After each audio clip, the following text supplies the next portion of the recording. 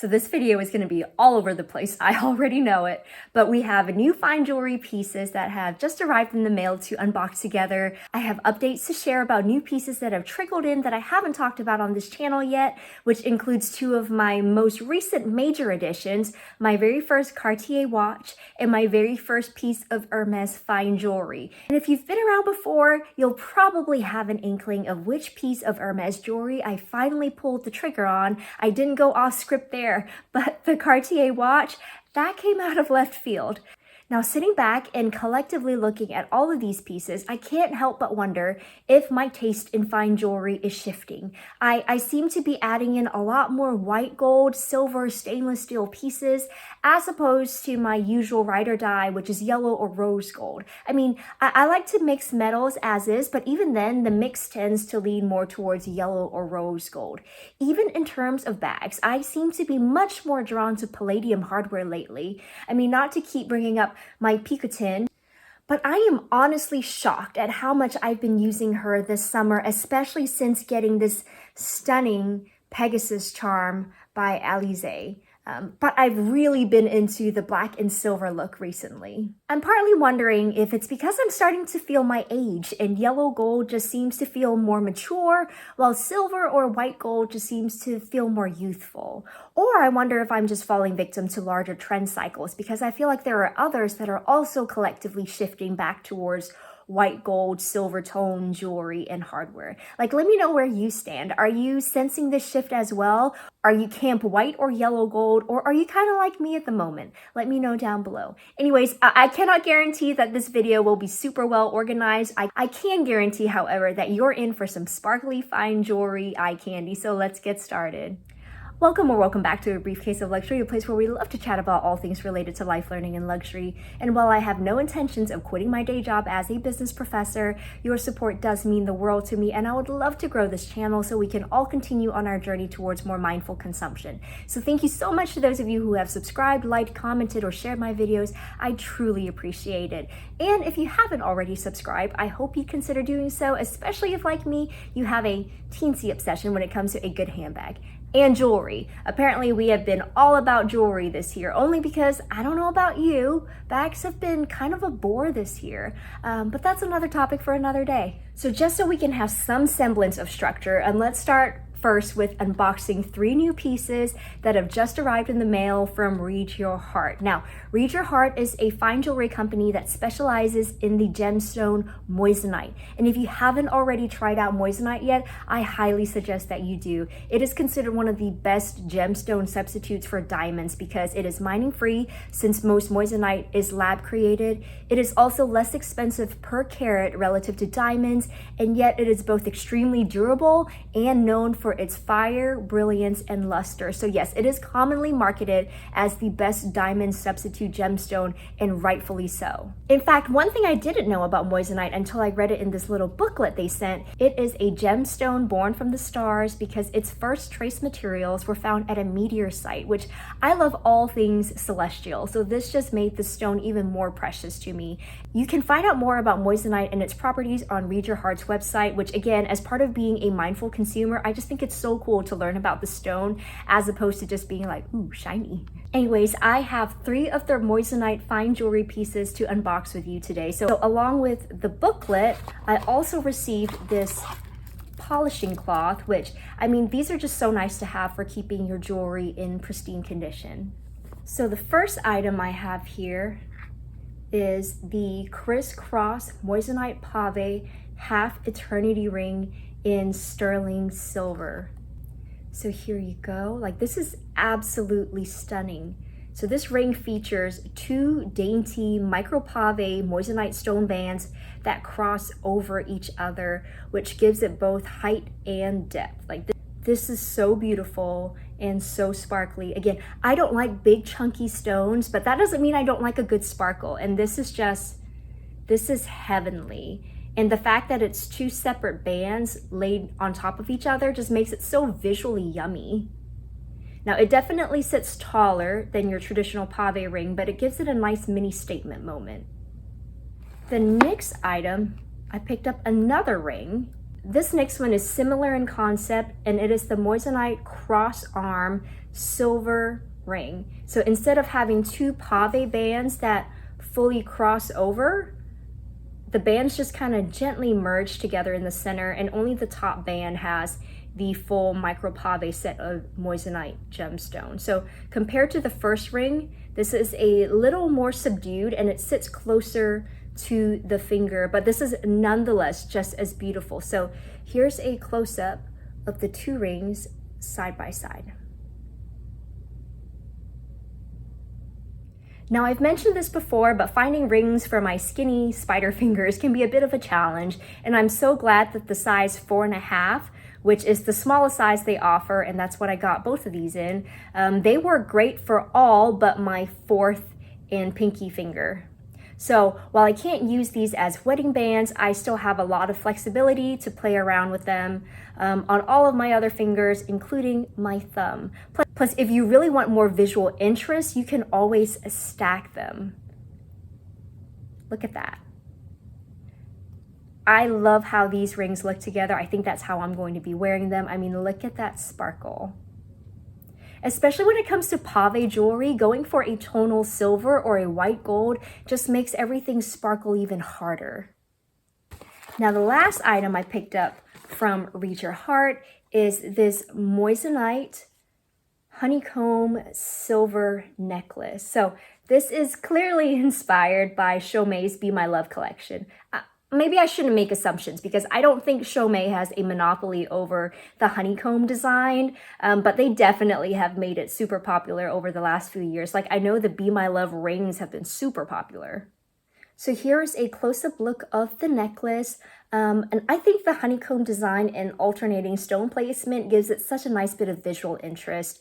And also you can adjust the length quite substantially, which makes this a really good stacking piece. Now, all three of these items that I have are in 925 sterling silver, but you can also opt for different carat weights of yellow, rose, white gold, as well as platinum. So if you're not into the silver look, then not to worry, they got you covered. I'm gonna go ahead and leave these on for the rest of the video. I do have a site-wide 15% off discount code, which I will link down below, as well as links to these exact pieces if you are interested in adding some Moissanite to your own collection. Now, Read Your Heart does have a lot of engagement rings and wedding sets, but plenty of other options as well, so I hope you find something you like. So if we're moving backwards, then the next newest piece would be from Hermes. Now, guys, I did it. I caved and I finally bought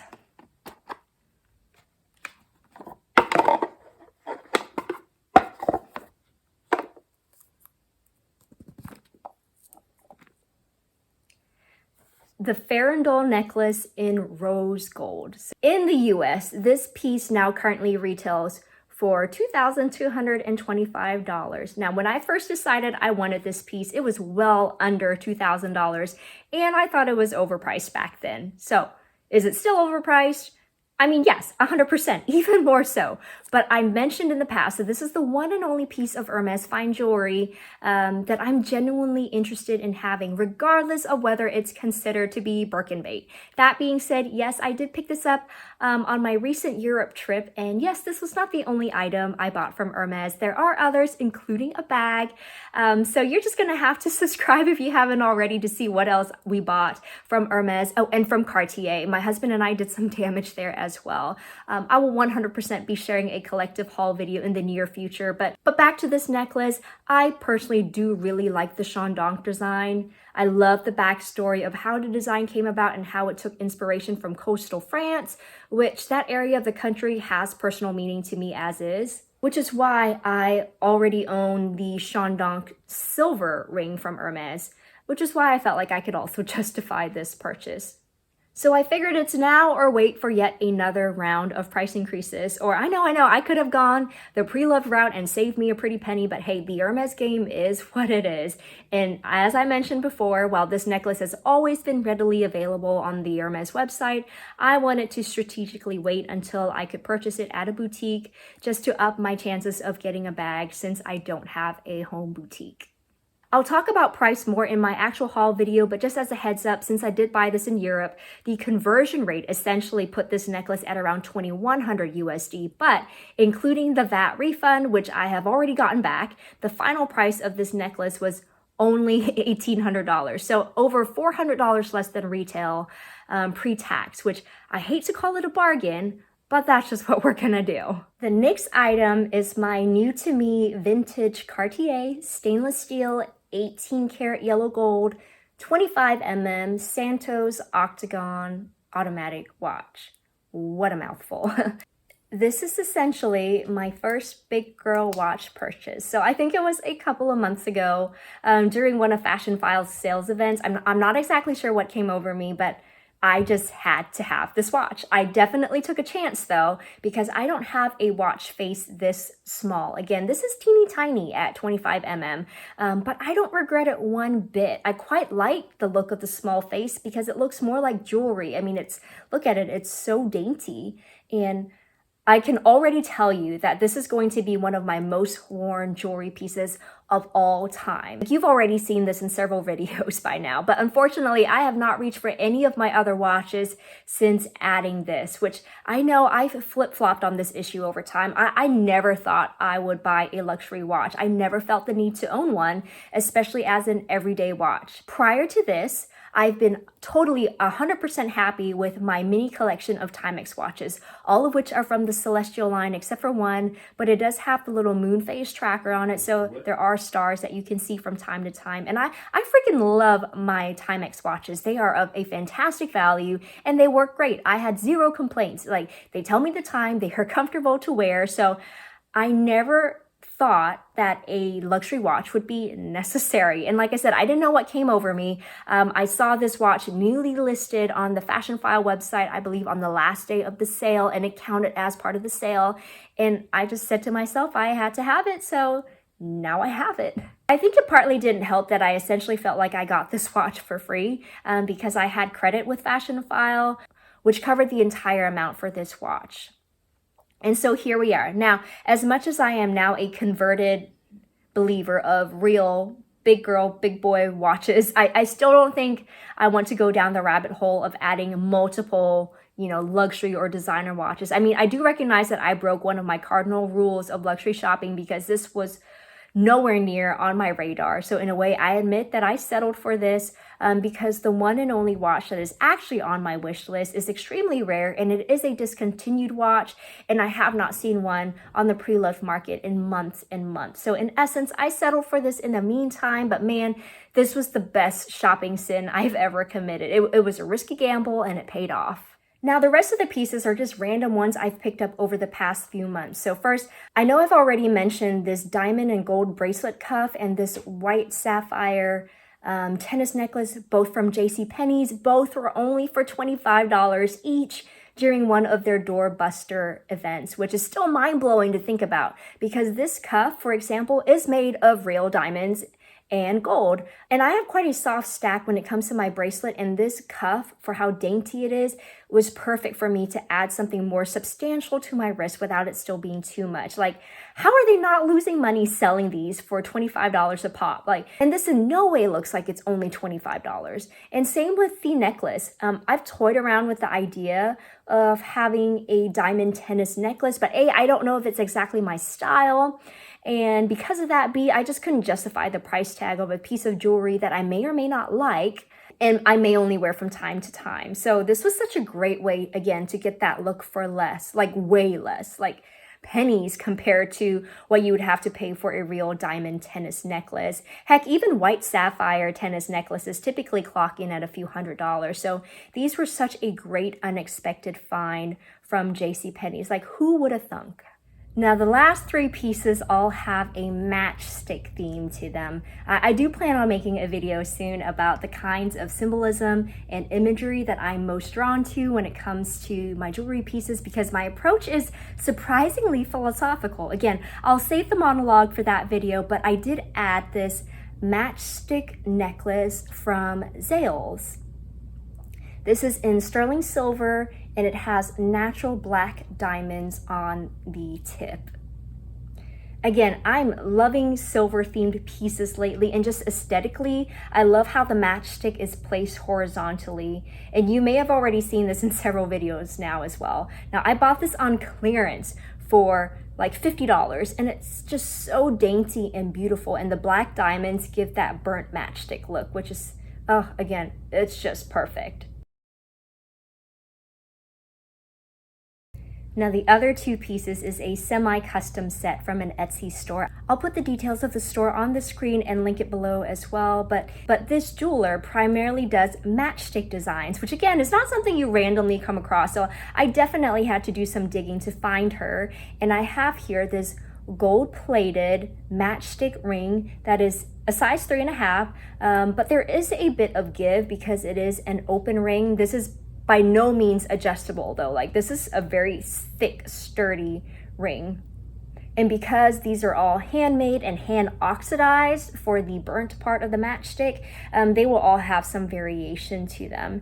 And finally, I also custom ordered this bangle. So this is a gold-plated sterling silver cuff, and it has the same oxidized burnt end as well as a red jasper tip on the other end. Now, as you can see, it's quite round, so I may get this reshaped to make it more oval so it kind of fits on the wrist more naturally, but still, I absolutely love these two pieces.